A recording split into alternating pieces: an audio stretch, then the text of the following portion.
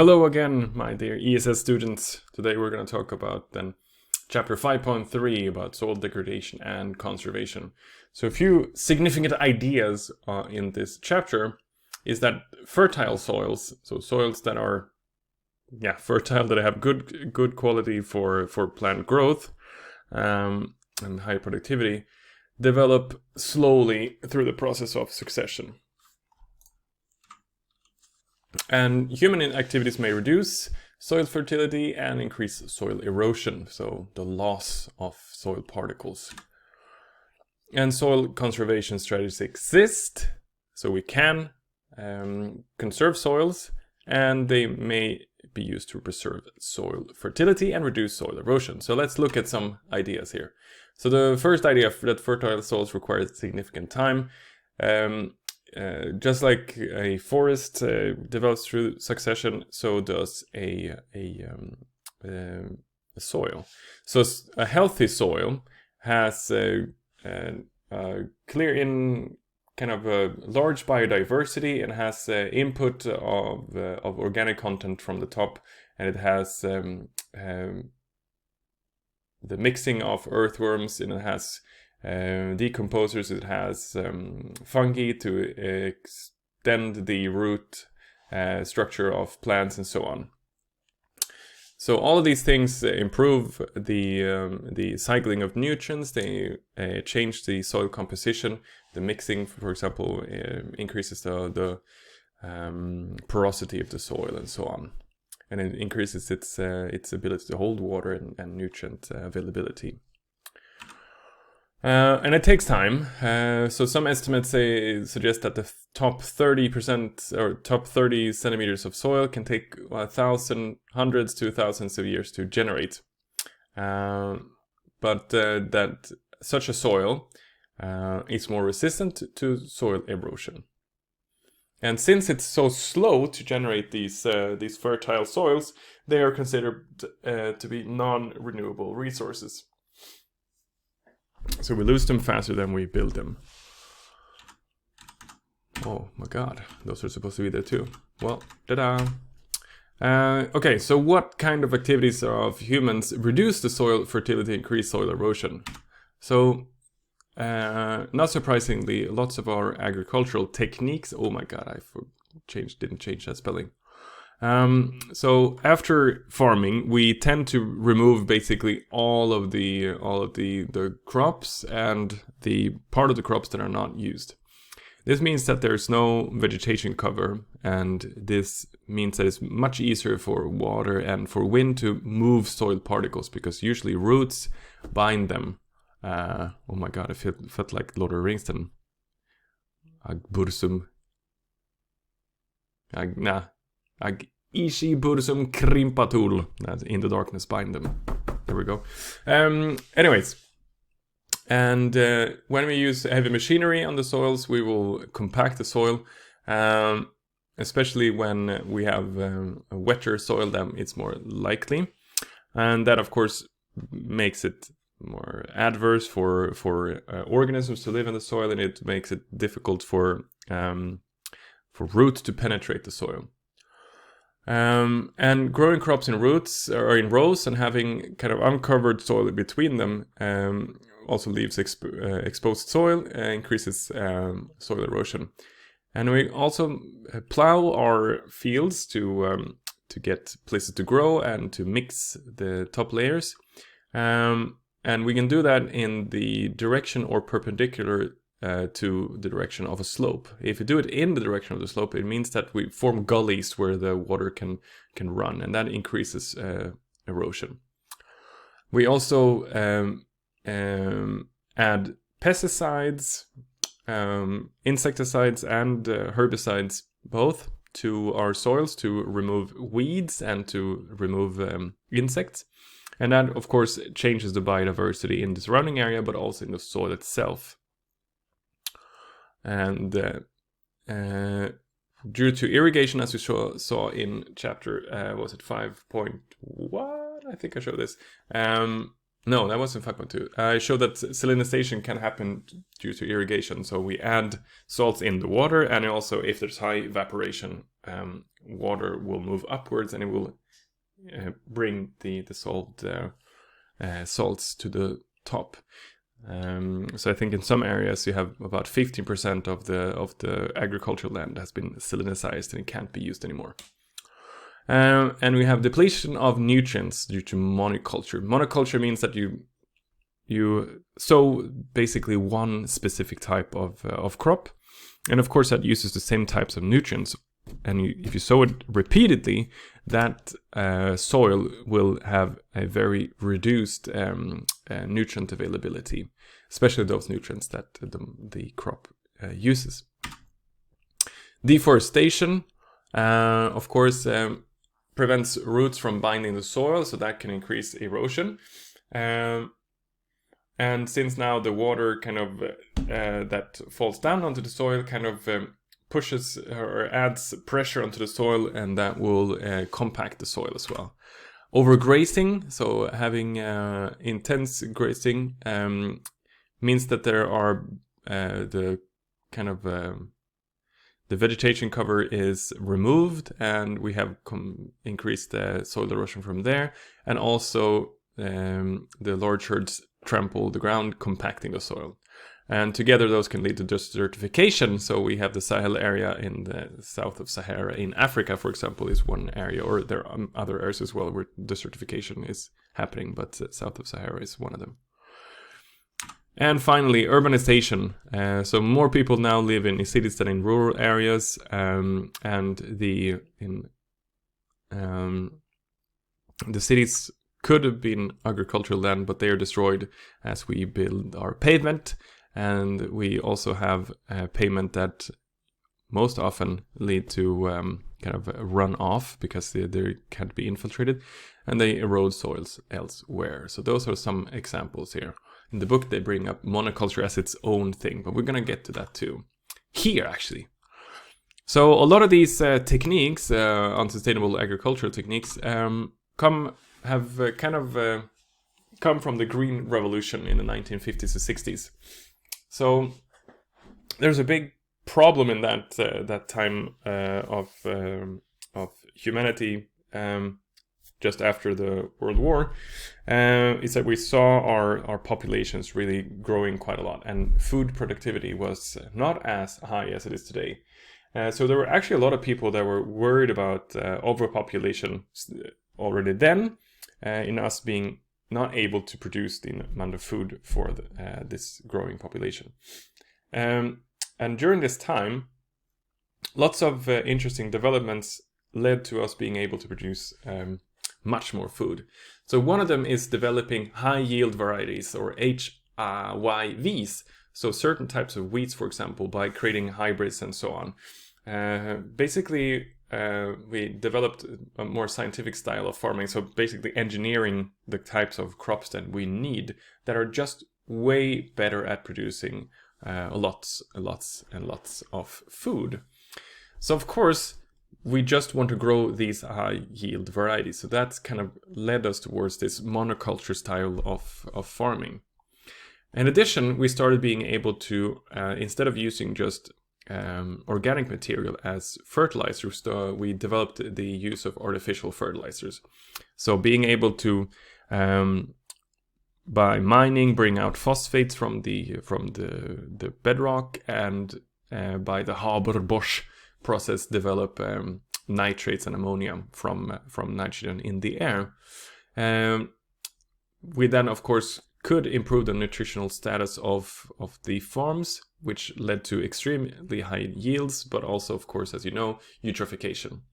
We mechanized farming, which increases our harvesting and our management of the soils, but increases how much energy we use.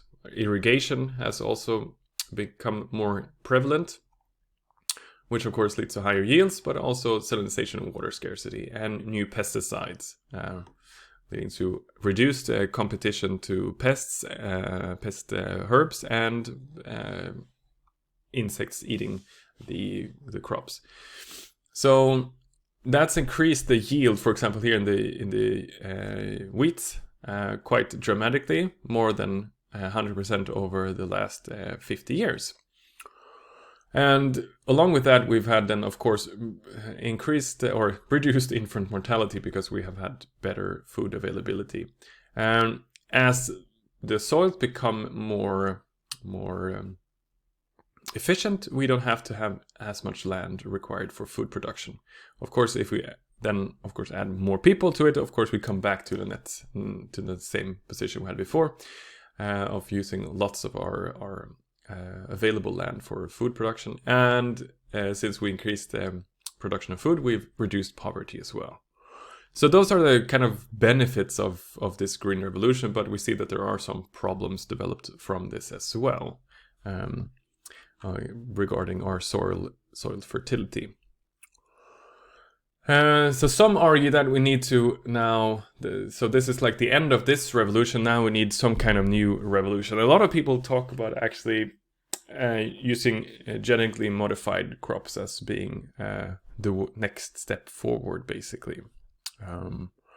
And perhaps also more sustainable, combine that with more sustainable farming methods, and also perhaps changes in culture, as we talked about in 5.2. Okay, but let's go back to soil degradation. I think we showed this one in the previous chapter as well, but so soil degradation through erosion and so on is quite prevalent throughout the whole world. So there's a threat here to our ability to continue to grow food continuously, especially since also the availability of certain fertilizers such as phosphorus is limited. So at some point we won't be able to add more farm or mine more phosphorus, and some people argue that that's actually quite soon. We'll see. But which are how these three things that we talked about, how do they impact soil degradation? So deforestation, agriculture, and overgrazing are basically equal culprits in this this system. Whereas fuel wood gathering is a much smaller part. But it's basically deforestation to have agriculture, so all of it comes from food production, basically. So which soil conservation strategies exist, and how can they help? So methods that would reduce compaction of soil, of course, is the reduce of heavy machinery, especially on wet soils and so on, and also reducing the use of intensive cattle farming. Reducing erosion, there's many ways we can do that.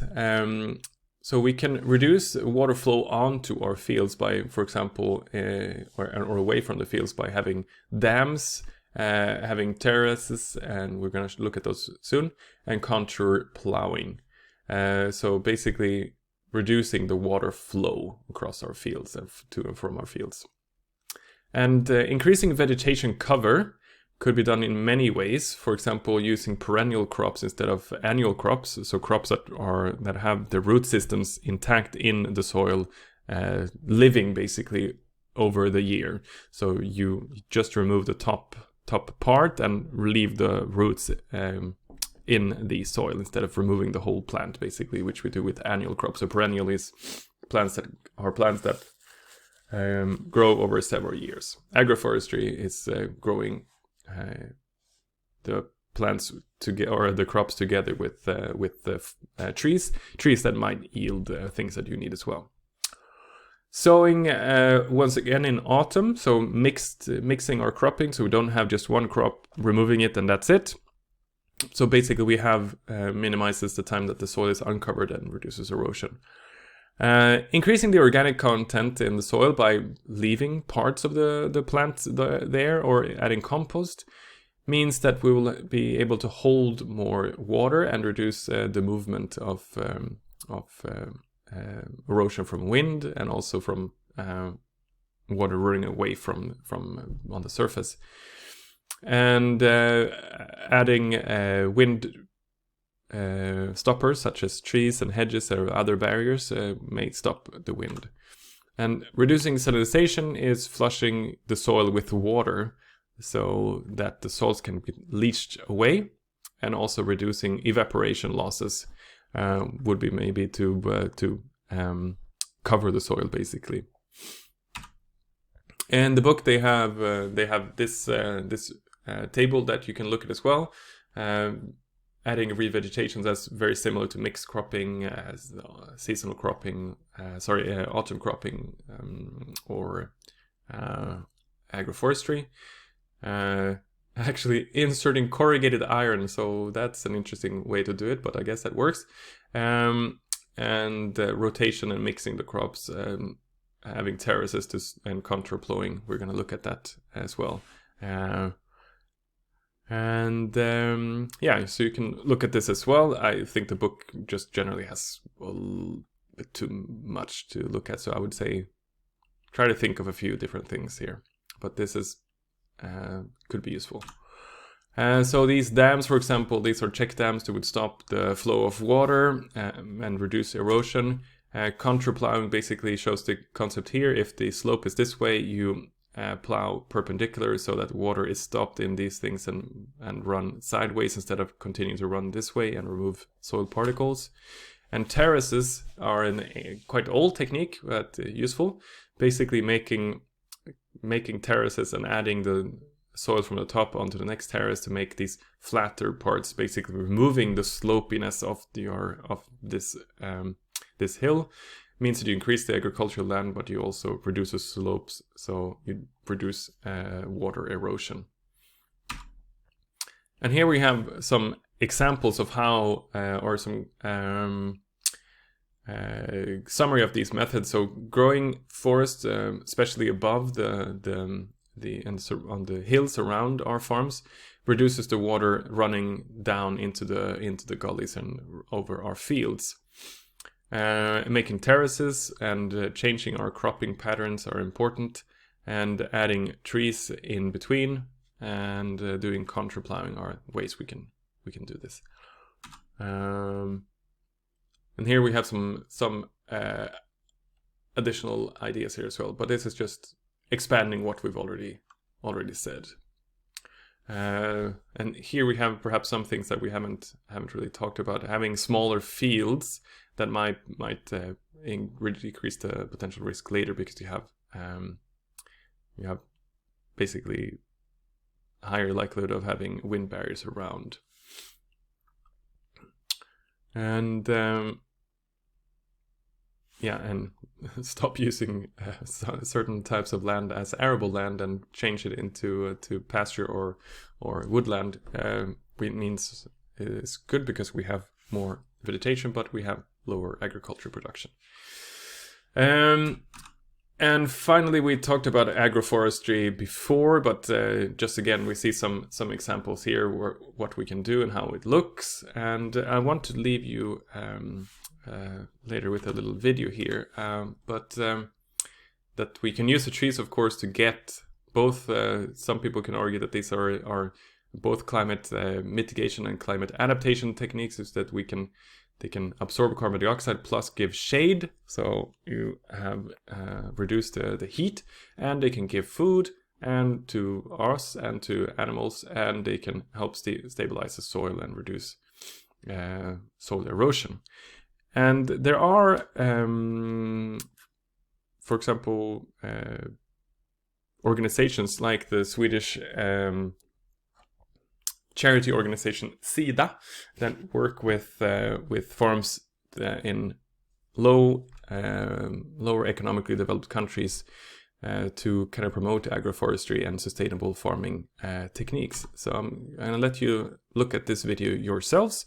So we'll see each other later. Hope this was an interesting video for you. Bye bye.